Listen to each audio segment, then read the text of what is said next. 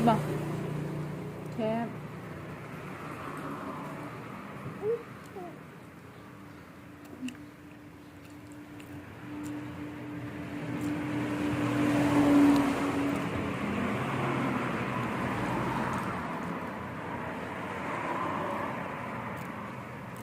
กินอะไรไหมลูกน่ะจุดนมไหม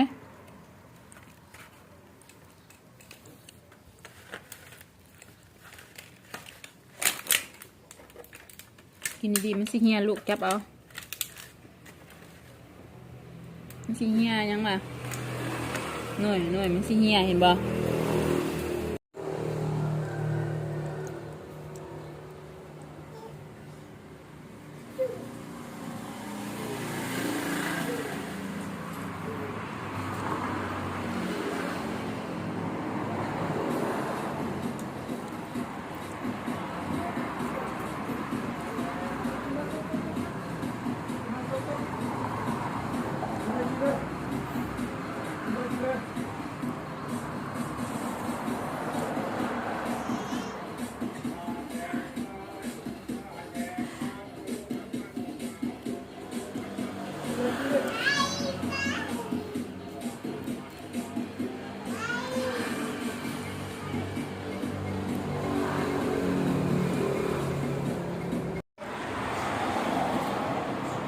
ขาดแล้วเด็กแก่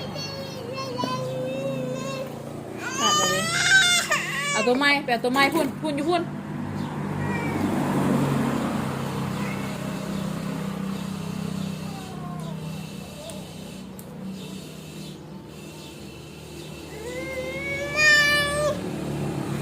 ไม่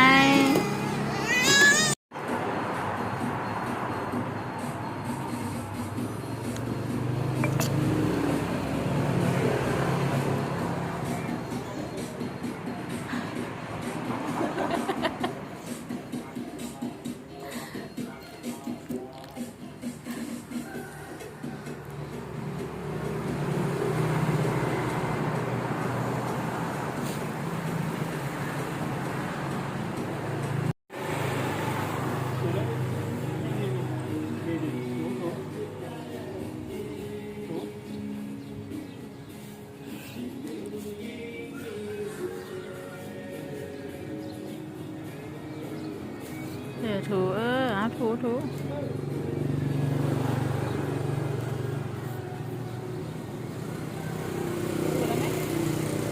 บอกมันถูกไหมมีมันถูกไหมถูนี่นะถูนี่ยังบอลหล่อนถูกนี่นะได้บอลเพื่อนนี่นะคือบอลนี่ปะ